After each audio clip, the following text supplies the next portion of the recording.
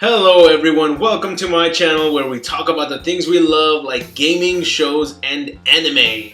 Today I am proud to say that these next videos will all be dedicated to my all-time favorite anime, Dragon Ball Z.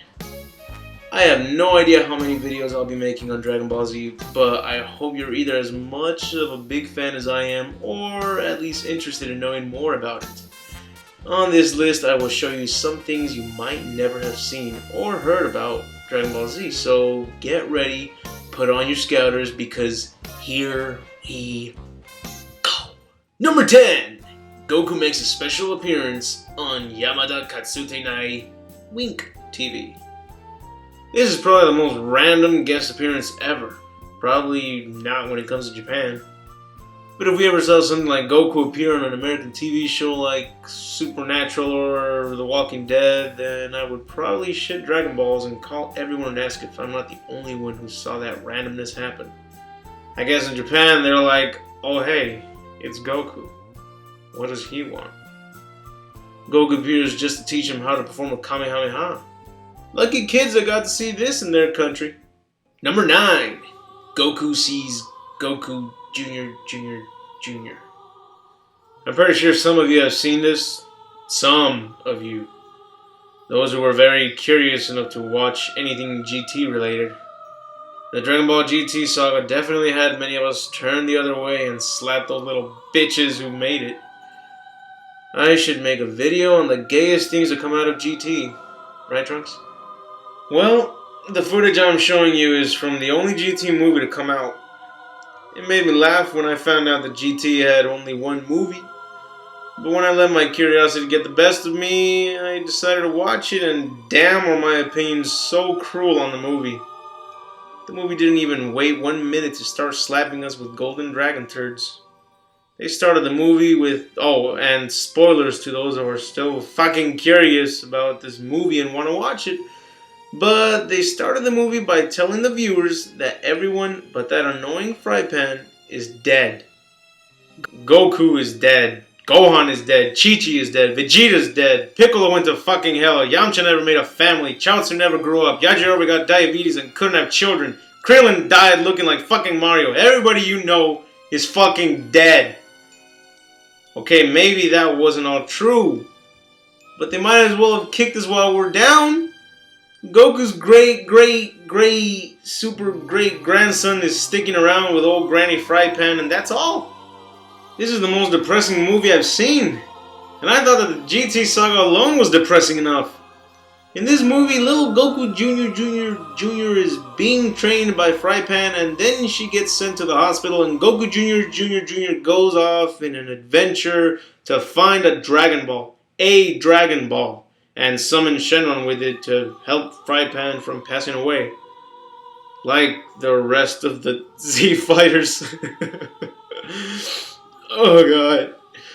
So after he finds it, he realizes it doesn't work that way, and then out of nowhere, the real Goku appears to cheer him up, and the little guy tells him that everything will be alright. This is that one scene that depresses you the most because it reminds you that you're watching something Dragon Ball related. Then Goku goes away and Fry Pan shows up all healthy and stuff. What's the matter, GT? Can't kill off the most annoying character in anime? Oh, but please, kill off everyone that practically made the series amazing and show us a dead Goku come out from less than a minute. You should have stopped when you finished the last episode of GT, you dumb You should have never made the show in the first place. But if that was too impossible to prevent, then fuck you guys in the butt. Number 8. The first superhero fighting tournament. Here we have another special guest appearance of Goku in a television program about some real-life fans, I assume, but having an anime character of themselves duking it out in a tournament like in the World Martial Arts Tournament.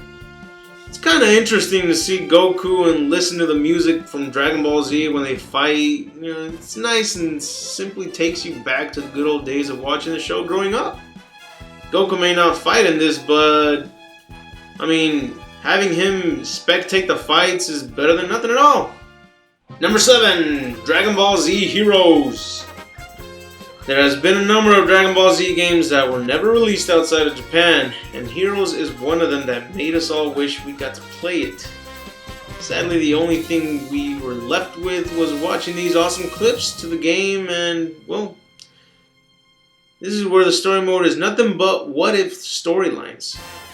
We keep receiving the same storyline modes that, have gotten a little too repetitive and lazy in the American games and stuff, but when they finally do something different, they make it a Japan-only release? You greedy bastards. But thanks to YouTube, we were able to see the best parts of it. The cinematic cutscenes. Look at all that awesome fan fiction. We have no idea what the hell is going on, but it looks so cool, we can't complain. I definitely recommend you watch them all, because they only get better and better. Number 6, Goku appears in Dr. Slump. The Doctor. We'll see you, Goku. Here's another guest appearance by Goku, and a pretty good one as well. You guys remember that crossover episode in Dragon Ball with Dr. Slump? Well, this time Dr. Slump got Kid Goku in their show, and it was pretty good at the first time we saw them together. Funny and simply entertaining. Take notes, GT.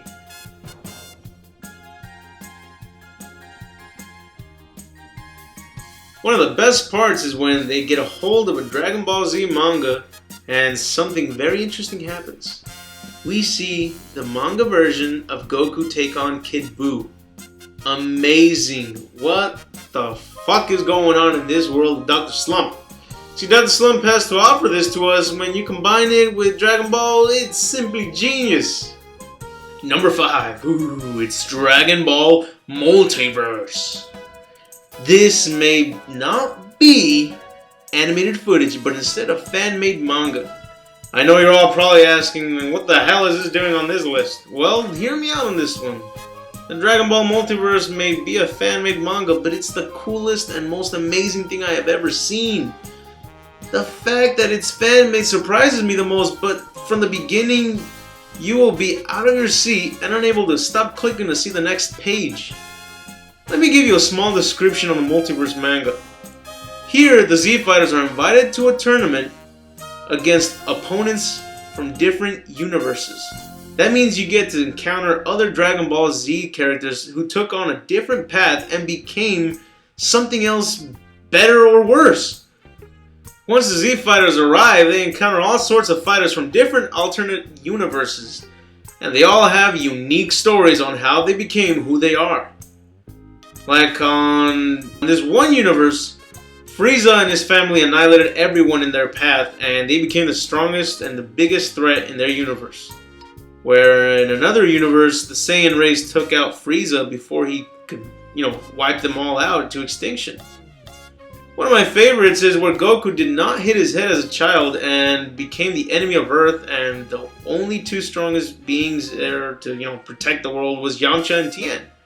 But once they are ready to take him on and, put up a fight at the most that they could, sadly up until Goku is grown up, that's when Raditz appears, making their chances of winning a whole lot harder. The stories are amazing as fuck, and you'll have a lot of fangasms when reading this and seeing it all.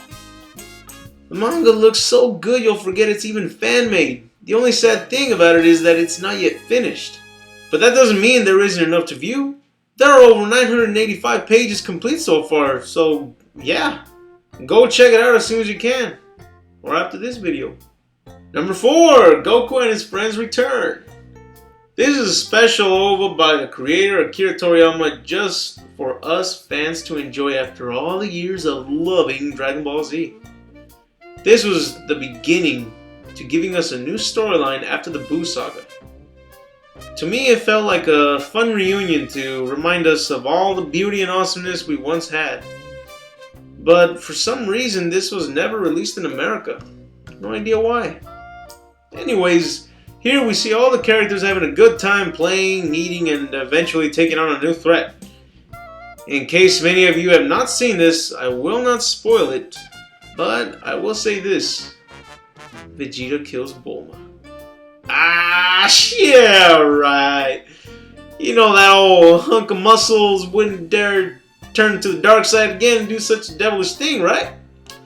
You know he can't do that. I mean, I can't think of anything else to explain because it's just too awesome for me to continue talking about this now if you're not watching it. So go watch it, but right after this video.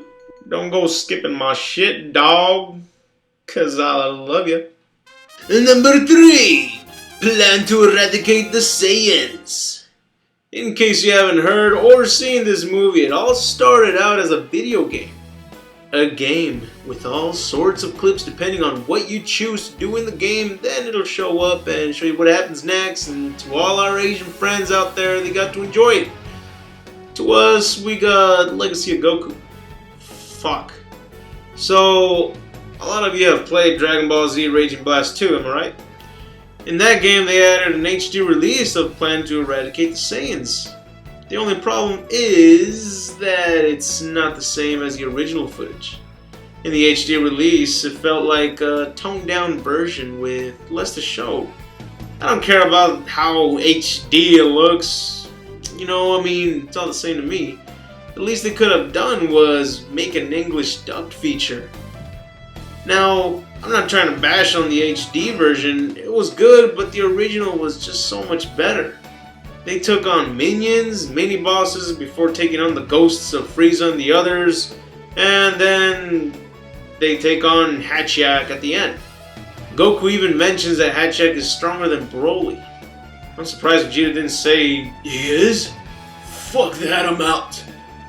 I don't know why Goku doesn't say that in the HD version, but other than that, if you've only seen the HD version, please watch the original as well. You'll notice how many different clips of the same scene are in it due to the different choices the player makes, which makes this more fun, in my opinion. Oh, number 2, Dragon Ball Z cross One Piece cross Toriko. Here we have a crossover special between 3 animes. The concept? Have all contestants run towards the goal, and whoever arrives first and grabs the flag wins a giant piece of meat. Not so creative if you ask me. Of course, you don't need me to tell you who wins in the end. Here's a hint. Whenever there's a crossover fight between the main characters, who wins all the time? After that challenge, all characters celebrate and have a feast. Then they all take on a new threat.